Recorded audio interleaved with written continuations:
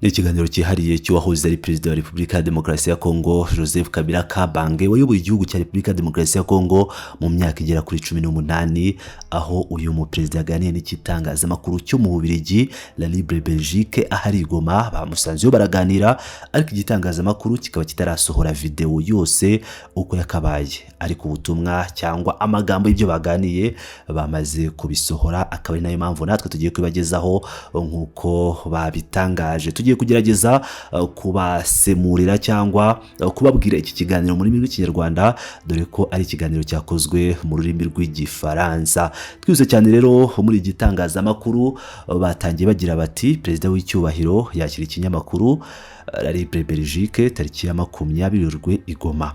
Joseph Kabila, perezida w'icyubahiro wa Repubulika ya Demokarasi ya Kongo kuva muri 2001 kugeza 2019, yari yaririnze kugirana ibiganiro n'itangazamakuru kuva manda ye yarangira. Amakuru y'igihugu cye kirimo muri iki gihe niyo yatumye yemera guha ikiganiro La Libre Belgique i Goma tariki ya 20 Werurwe. Umunyamakuru wa La Libre Belgique yatangiye amubaza ati: Nyakubahwa perezida, igitero cya drone cyishe umukozi w'umufaransa wa UNICEF n'abasivili babiri b'abanyekongo tariki ya 11 Werurwe i Goma. Mu ntera itari kure y'aho mutuye, indorerezi nyinshi zirerekana ko ari mwe mwari mugambiriwe muri gitero. Muri kwitwara mute muri bibi? Joseph Kabila Kabange mu kumusubiza ati: buri gihe twagiye twibasirwa n'ubutegetsi bwa Kinshasa, ese ninjye wari ugambiriwe ku giti cyanjye?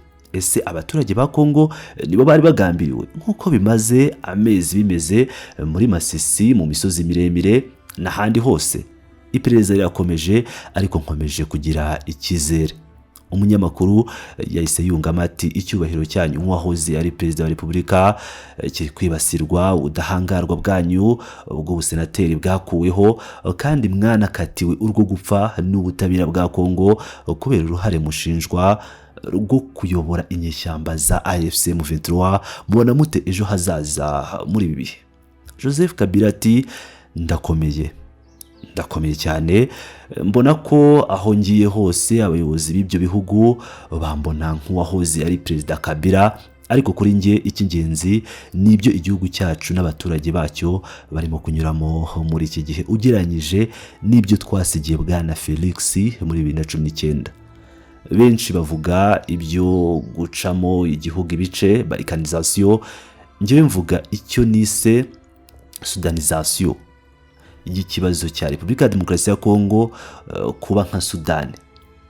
Hari aho ibyo igihugu cyacu kirimo kunyuramo bihuriye n'ibyatumye Sudani isenyuka. Umunyamakuru yahise amubaza ati: ese mutekereza ko hashobora kubaho gucikamo igice kw'igihugu hakabaho uburasirazuba n'uburengerazuba? Joseph Kabila ati: simbitekereza, ariko tugomba kwemera ko ibigenderwaho kugira ngo bibeho bihari, kandi nitudakemura iki kibazo neza dushobora kuzagira ibibazo byadukomerana bikarenga igaruriro. Umunyamakuru ati: gukemura ikibazo bivuze iki? Joseph Kabila ati: ibivuze kumva neza imiterere y'ikibazo, kumenya ikibazo icyo ari cyo, hanyuma hagashakwa ibisubizo bishoboka. Ibi nibyo twakoze muri 2001, imyaka 25 irashize. Twaribwiye tuti nta bisubizo igihumbi bihari, byari ugukomeza intambara cyangwa tugashaka amahoro. Dushobora kuba twari tukiri bato cyane, ariko ntekereza ko twari abanyabwenge kurusha abantu bakuru benshi b'iki gihe. Twahisemo gushaka amahoro, kongera guhuza igihugu. Rwari urugendo rurerure rwadufashije gusiga iki gihugu cyunze ubumwe kandi kiyunze. Wenda atari 100%, ariko cyariyunze. Twari kure cyane y'ibi bihe by'ubu birangwa n'ivanguramoko, ikimenyane n'igitugu cyambaye ubusa kimaze kwimakazwa. Umunyamakuru ati: muri 2026 mutekereza ko kuri ubu butegetsi buriho dushobora kunyura muri iyo nzira imwe tugahitamo ibiganiro n'amahoro? Joseph Kabila ati: intambara nta mahitamo n'amahoro niko bimeze. Buri gihe ngaruka ku byo twanyuzemo muri 2001, kuko cyari ikibazo kidasanzwe ku mugabane, aho ingabo nyinshi z'ibihugu by'amahanga zari ku butaka bw'igihugu cyacu. Imitwe y'inyeshyamba yagenzuraga uburasirazuba, uburengerazuba n'amajyaruguru mu bihe bitandukanye, hamwe n'imitwe yitwaje intwaro myinshi. Muri ibyo bihe guhitamo amahoro ntibyari byoroshye. Muri Nzeri cyangwa Ukwakira 2001 twakoze inama ikomeye cyane i Rwanda. Inama yari irimo abafatanyabikorwa bacu batandukanye, hari harimo Perezida wa Angola Dos Santos, Mugabe wa Zimbabwe na Nujoma wa Namibia. Ku murongo w'ibyigwa hari ikibazo cya Repubulika ya Demokarasi ya Kongo. Nabasobanuriye ko abanyekongo bagomba kwigira, bakaba ari bo bagena urugendo rw'igihugu cyabo, ko ibihugu byose byari bifite ingabo muri Repubulika ya Demokarasi ya Kongo byagombaga kuzikurayo. Habaye impaka ndende cyane, ariko twakomeje umugambi wacu. Hashize igihe gito i Harare muri Zimbabwe nongeye kubabwira ko amahoro ari ryo hitamo ryiza, kandi ko bisaba ibiganiro bihuje abanyekongo bose, nta n'umwe uhejwe. Societe civile, abanyapolitike n'abari barafashe intwaro bose. Nyuma y'umwaka umwe twagize amasezerano ya Sun City. Nyuma y'amezi make habaho guverinoma y'inzibacyuho.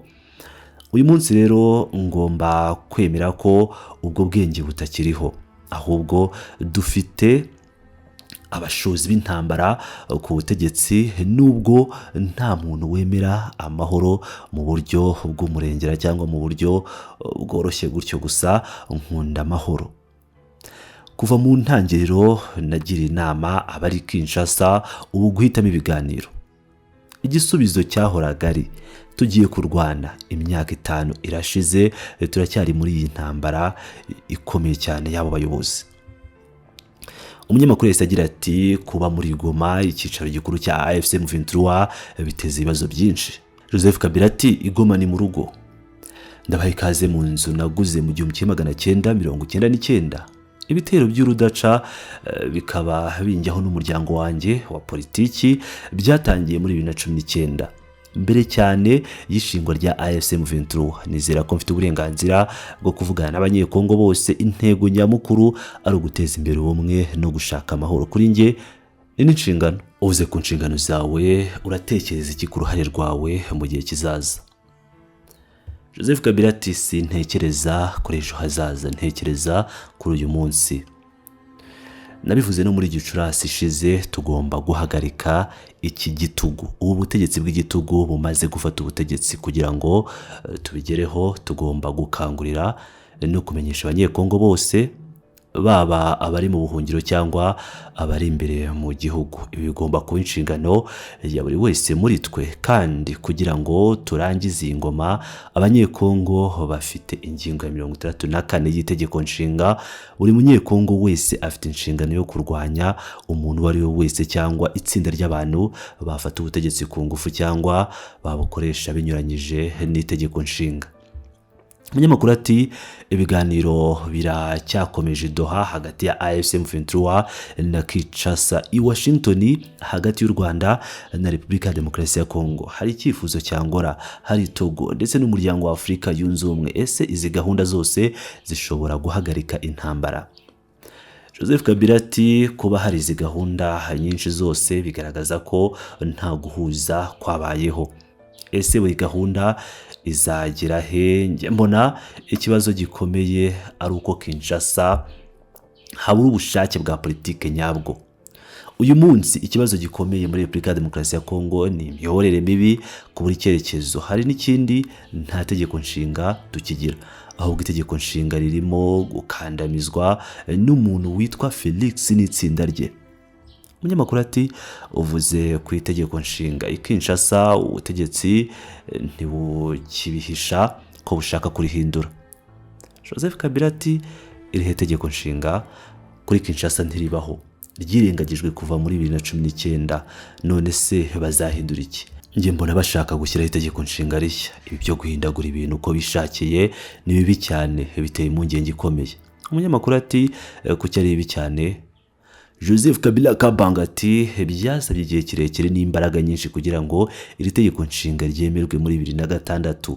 Ni naryo ryafashije kongera guhuza igihugu. Uyu munsi nta mpamvu nimwe yatuma abanyekongo bemera gutangira gusenya iyi nyandiko. Ibi ni imyitwarire isanzwe ku butegetsi bwatsinzwe burundu. Ikibazo si itegeko nshinga ubwaryo, ikibazo ni agatsiko gato k'abantu bashaka kugundira ubutegetsi. umunyamakuru wa La Libre Belgique yahise agira ati muri 2015 byavuze ko nawe ubwawe washaka guhindura itegeko nshinga sibyo? Joseph Kabila ati nta na hamwe mu biganiro byanjye n'uwo ari we wese nigeze mvuga ko nshaka guhindura itegeko nshinga. Nabivuze ku mugaragaro kuva muri 2009 kuri nge iri tegeko nshinga ni ryera ntirikorwaho. Umunyamakuru ati ingingo ya 70 ivuga ko perezida atarenza abandi ebyiri. Kabila ati itegeko nshinga ntirikorwaho, si ikibazo cy'umuntu ku giti cye, ni ihame.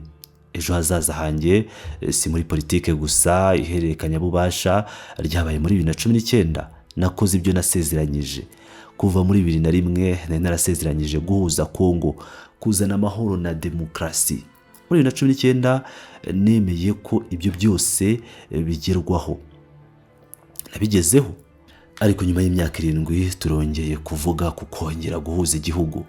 Turabona ingabo z'amahanga zigaruka ku butaka bwacu, byose biterwa n'imiyoborere mibi cyane kuva muri 2019.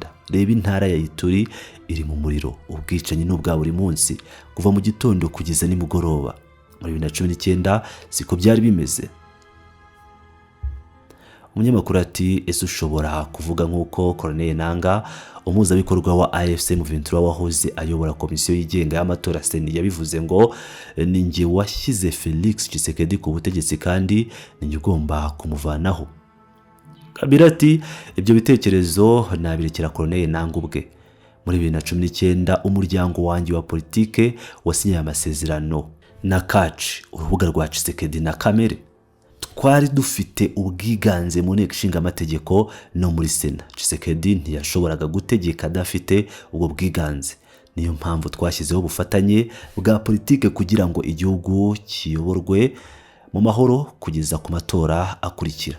Nyuma yaho Tshisekedi n'umuryango we wa politike batangaje ko nta masezerano yigeze abaho. Ikibabaje kuri bo nuko hari kopi imwe gusa, kandi ninjye wayibitse kuko nari nzi neza ko iyo nza kuyibaha yari guhita ishyirwa ku mbuga nkoranyambaga. Perezida mushya yahise agura ubwiganze mu nteko akoresheje amadolari. Muri 2023 twabonye amatora ya perezida atari ukuri, amatora y'ikiramico ndetse no gucecekesha gukomeye umuryango mpuzamahanga. Uyu munsi nta gikorwa cya politike kigikora muri Repubulika ya Demokarasi ya Kongo. None se dushobora dute gutekereza ko hazaza h'igihugu? Umunyamakuru yahise agira ati iyi system ikeneye impinduka zikomeye. Joseph Kabila ati iyi system igomba gukurwaho burundu, ndetse ntekereza ko n'abanyapolitiki ubwabo bagomba guhinduka. Ahandi bikorwa binyuze mu matora, ariko hano bishobora gusaba ko hashyirwaho amatora yibanze. Biragaragara ko tudashobora guhindura ibintu dukoresheje system iriho. Tugomba kandi gukangurira abaturage kugira uruhare, kuko bafite inshingano zikomeye, no kubatoza umuco wo kumva ko ari abenegihugu bafite uruhare. Ibi ntibizashoboka mu cyumweru kimwe cyangwa 2 cyangwa no mu mezi 3. Umunyamakuru ati ariko mu nzira nk'iyi uvuga hakenewe umuyobozi cyangwa itsinda ry'abayobozi bashobora gutanga ubutumwa busobanutse mu gihe runaka. Kabila ati ntekereza ko abanyekongo bashobora kwifatira ibyemezo ubwabo kandi bakadutangaza. Ntekereza ko bazadutangaza. Niba atari Kinshasa bizabera mu zindi ntara. Umunyamakuru ati nko muri Katanga aho umwuka mubi ugenda wiyongera. Kabila ati nibishoboka, kandi uburakari ntibugarukira muri Katanga gusa, buri hose mu gihugu burahari, ndetse no muri Kinshasa. Umunyamakuru ahita agira ati ariko Katanga nk'intara ikize kurusha izindi ni ingenzi cyane ku gihugu. Kabila ati abaturage ba Katanga barabizi neza, hari igihe habaye impaka muri iyo ntara. Ese bakomeza kuguma muri Repubulika ya Demokarasi ya Kongo cyangwa byaba byiza kwitandukanya n'igihugu cya Repubulika ya Demokarasi ya Kongo? Nge nahoraga nemera ko abaturage ba Katanga ari abantu bakomeye, kuko Kongo ariyo ituma iyi ntara iba intara ikomeye. Umunyamakuru ati utekereza ko Ububiligi bushobora kongera kugira uruhare mu gufasha Kongo? Kabila ati uko ibintu biri kugenda mbona Ububiligi buri kwikuraho ubushobozi bwo kugira uruhare. uburyo bushyigikira ubutegetsi buriho buratangaje cyane. Ububiligi bugomba kwisubiraho, kandi mbona hari abantu mu gihugu cyabo babizi neza kandi bagenda bagerageza gukosora icyerekezo. Ndashaka kandi gushimira ubutabera bw'Ububiligi ku iperereza buri gukora ku ruhare rubi rw'abaturage benshi b'Ababiligi muri Kongo. Ariko Ububiligi bufite n'ubushobozi bwo kwisuzuma no kwikosora. Ibyo nibura nibyo nizeye. Nahangaha rero iki kiganiro cyarangiriye. Ni ikiganiro bashyize ku kinyamakuru cyabo La Libre Afrique, akaba ariho dukuye ubutumwa bwose tubagejeho bwatanzwe na Bwana Joseph Kabila Kabange uri kubarizwa i Goma, aho iki kinyamakuru La Libre cy'Ububiligi cyamusanzeyo bakagirana ikiganiro gikomeye cyane nk'uko mubyiyumviye. Ni nyuma y'igihe kinini Joseph Kabila atagira icyo atangariza itangazamakuru, atavugana n'itangazamakuru iryo ari ryo ryose. Ubutumwa yajyaga asohora yabusohoraga ku giti cyari kataganira itangazamakuru. Ndabashimiye cyane rero inshuti bakunzi ba Pilot News TV, muri abagaciro.